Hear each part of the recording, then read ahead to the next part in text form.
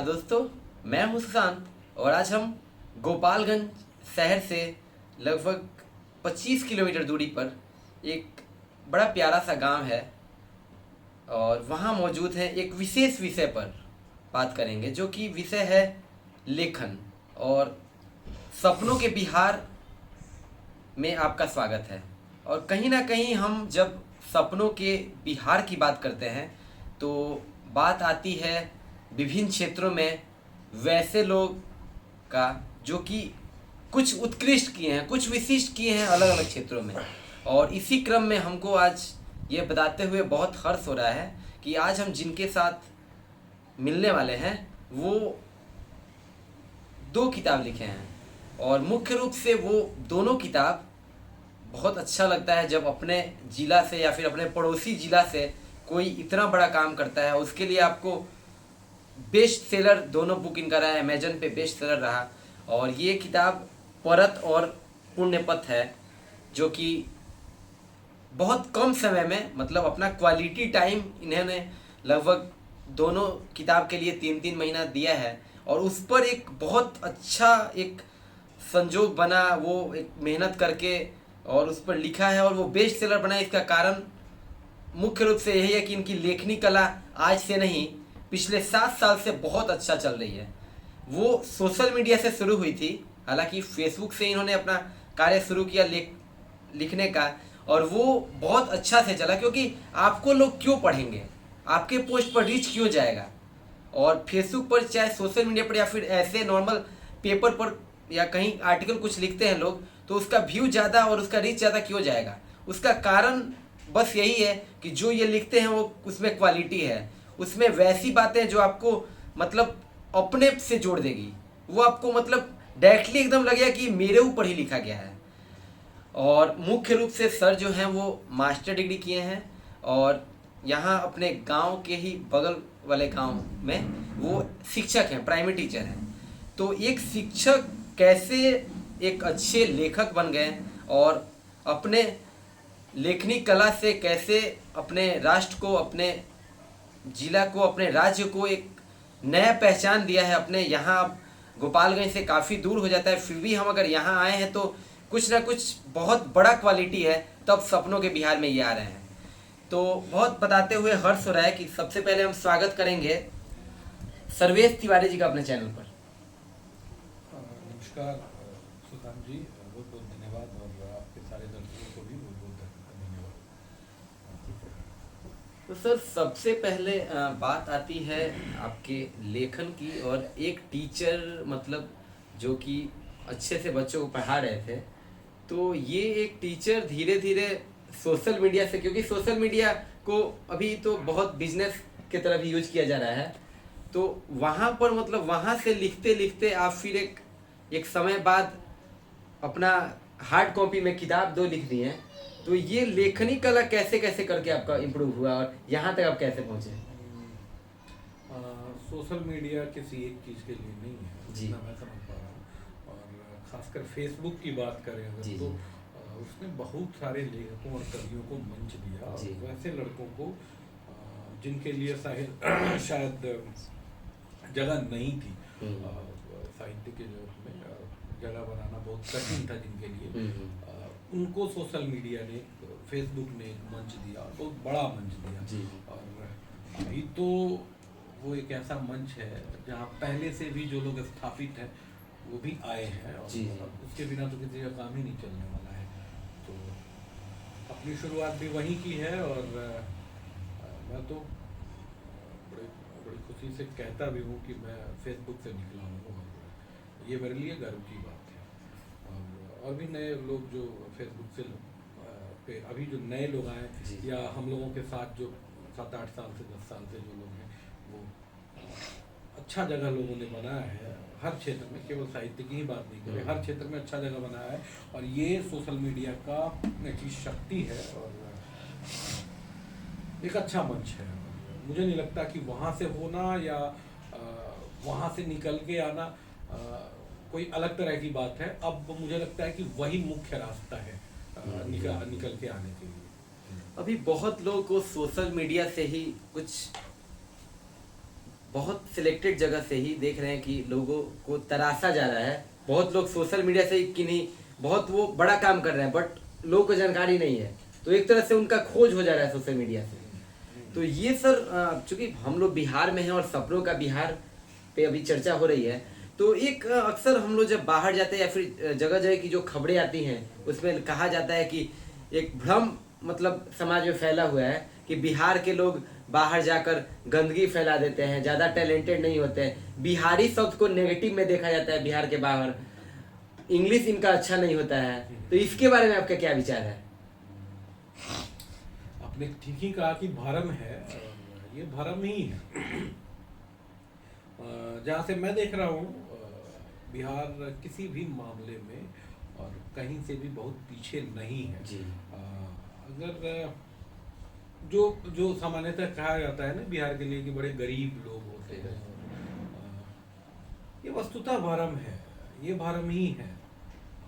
अगर ground reality आप देखेंगे ना जाके, पंजाब की बात करें जहाँ बिहार से सबसे अधिक लोग मजदूरी करने जाते हैं और हम बहुत गरीब हैं, अगर आप ग्राउंड रियलिटी चेक करेंगे जाके, तो जिन राज्यों के बारे में कहा जाता है कि बिहार के लोग यहाँ आके कमाते हैं, पंजाब या पश्चिमी उत्तर प्रदेश, तो अगर वहाँ के गाँवों में घूमेंगे आप तो आप देखेंगे कि यहाँ से कई गुना अधिक गरीबी है, बदतर स्थिति है।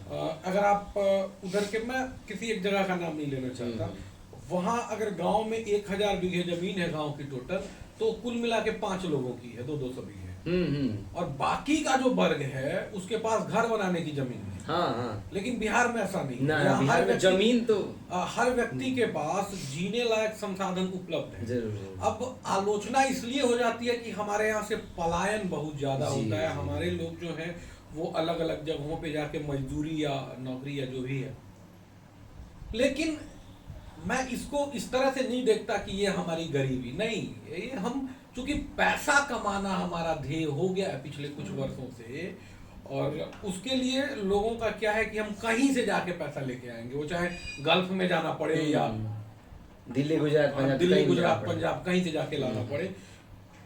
तो ये कोई बहुत बुरा हो ऐसा मैं नहीं मानता। ये आप ही के जिले का तो था, 4-5 साल पहले का एक रिकॉर्ड था कि पूरे भारत में गल्फ कंट्रीज से सबसे अधिक पैसा आपके सिवान एक नंबर पे, और अभी मेरा जिला जो है वो 3 साल से 1 नंबर है, गोपालगंज। तो आप उस जिले को कैसे गरीब कह सकते हैं जो सबसे अधिक विदेशी मुद्रा ला रहा है हर आसान नहीं है।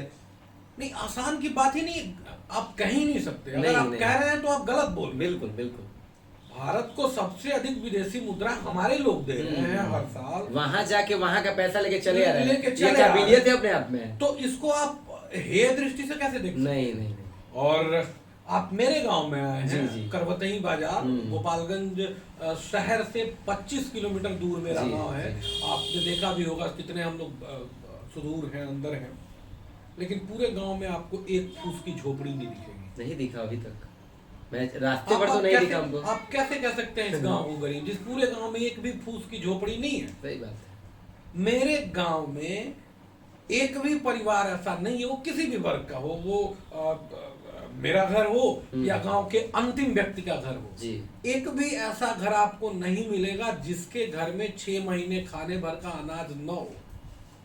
एक भी घर आपको नहीं मिलेगा जहां अगर लोग हैं तो उनके पास काम न हो, अलग अलग काम करते हैं। तो फिर वो एक अलग तरह का भ्रम इस देश में फैला दिया गया ना, चूंकि हमारे यहाँ के लोग बाहर जाके काम करते हैं तो आपने ये सोच लिया कि वहां से काम करने दिल्ली आ गया है मतलब वहां तो बहुत गरीबी होगी। ऐसा नहीं है। ये यहाँ के लोगों का साहस है कि बाहर निकलते हैं।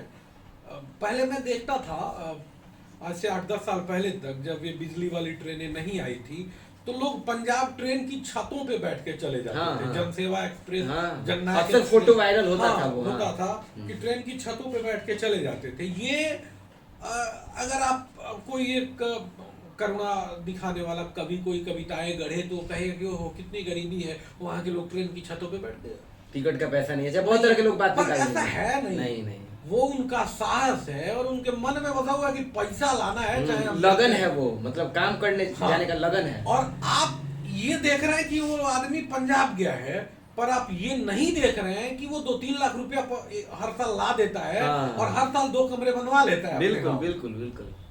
आप पंजाब में बैठ के जिस व्यक्ति के बारे में अंदाजा लगा रहे हैं कि बहुत गरीब है, गांव में उसका 3 मंजिला घर है। हाँ हाँ। तो कुछ चीजें भरम पसरी हुई हैं और मैं जितना देख रहा हूं, बिहार किसी भी राज्य से बहुत पीछे हो ऐसा नहीं। ठीक है कि हमारे यहाँ कंपनियां बिहार में बहुत ज़्यादा नहीं है, नौकरियां बिहार में बहुत ज़्यादा नहीं है, लेकिन जनसंख्या इतनी ज़्यादा है कि उतने लोगों की व्यवस्था मुझे नहीं लगता कि हो भी सकती है यहाँ। तो हमको जहाँ मिला रोजगार जी, हम वहाँ गए और हमने गर्दा मचाया। हाँ। तो मैं इसको बहुत हेय दृष्टि से नहीं ये है बिहारी की हाँ। बात। और ये हाँ। जो मतलब चूंकि सबसे बड़ा बात है कि अगर हमें काम करने की लगन है, कुछ करने की लगन है, तो हम तो कहीं जाएंगे। और अगर यहाँ रिसोर्सेज नहीं है तो हम तो बाहर ही निकलेंगे ना। तो हमारे अंदर का टैलेंट है कि वहाँ जाकर हम वहाँ से अर्न कर कर फिर यहाँ लाकर हम अपने यहाँ कुछ बड़ा कुछ कर रहे हैं। तो वो मेरे का वो उसको आप हेय दृष्टि से नहीं देख सकते, सबसे बड़ा चीज़। तो चूंकि आपका जो सफ़र है वो शुरू हुआ फेसबुक से लिखने का मुख्य रूप से, तो हम थोड़ी सी ये चीज़ जानना चाहेंगे कि मतलब ऐसा क्या मतलब खूबी है या फिर ऐसा क्या उसमें क्वालिटी रहता है आपके लाइनों में, आपके मतलब लेखनी में, कि आप पे उतना, चूंकि काफ़ी मतलब हमने एक चीज़ देखा कि बहुत ज़्यादा रीच वहाँ जा रहा है और बहुत ज़्यादा रिएक्शन वहाँ आपके पोस्ट पे जा रहा है। तो ये काबिलियत कैसे डेवलप हो गया इतना ज़्यादा? बहुत ज़्यादा भीड़ होने का कारण, भीड़ उसको मैं नहीं कहता जी, वो दोस्तों का प्रेम है। उसका कारण ये है ना कि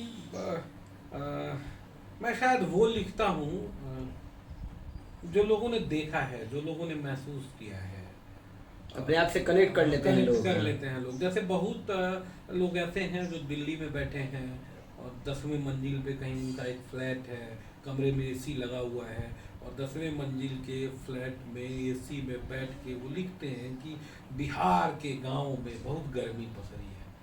भाई साहब एक बार उतरो, आके देखिए, आके देखो, काहे झूठ फेंक रहे हो? हाँ। तो मैं ये झूठ नहीं फेंकता। मैंने अगर फैक्ट बताते हैं। मैंने अगर गांव लिखा है तो मैंने वो लिखा है जो मैंने अपने गांव में देखा है। और आप परत में भी गांव का ही जिक्र है जी। और परत के जितने भी कैरेक्टर्स हैं, अगर आपने पढ़ी है या पढ़ेंगे, चर्चा जरूर है, जरूरी है। आप अगर आप पढ़ेंगे या आपने पढ़ी है तो आप देखेंगे कि इसके 95% कैरेक्टर्स ऐसे हैं जो आपने पढ़ा है तो आपको लगेगा कि अरे तो हमरे गाँव में ऐसा एक आदमी है। हमरे गांव के फलनवा हो जो उनकी है में ओकर नाम कबूतर महतो बा। तो वो आपको लगता है कि आदमी फेंक नहीं रहा है, इसने जो महसूस अपने आप से कनेक्ट कर लेता है, वो फैक्ट लगता है, वो चीजें आपको अपने आस पड़ोस में दिखती है, सत्य लगता है पूरा। तो कोई भी लेखक हो, हम प्रेमचंद को इसलिए हम लोगों ने पढ़ा है और वो अपने जीवन काल के 100 वर्ष के बाद भी सबसे अधिक इसलिए पढ़े जाते हैं क्योंकि उनके कैरेक्टर्स भी हमको अपने आस पड़ोस में दिखते हैं।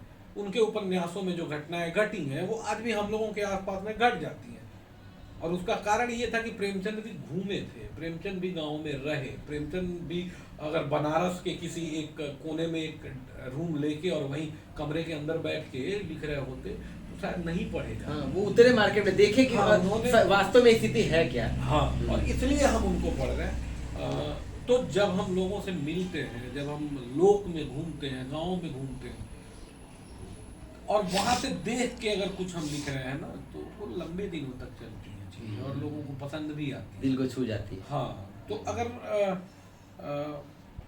मुझे लगता है कि यही एकमात्र लिखने का तरीका है कि आप जिन चीज़ों को महसूस करें, जो देखें अपने आसपास। अगर आप कथा लिख रहे हैं तो अपने अड़ोस पड़ोस से चीज़ों को उठाएं, अपने अड़ोस पड़ोस से कहानियों को उठाएं, बहुत ज़्यादा कल्पना करके और इमेजिनेशन पे ज़्यादा नहीं जाए, बहुत ज़्यादा झूठ रियलिटी पे जाए। हाँ, झूठ गढ़ने की ज़रूरत नहीं है। तो मेरे पास सिर्फ इसलिए शायद लोग मुझसे जुड़ जाते हैं क्योंकि उनको लगता है कि यह बंदा सच बोल रहा है, फेक नहीं रहा है।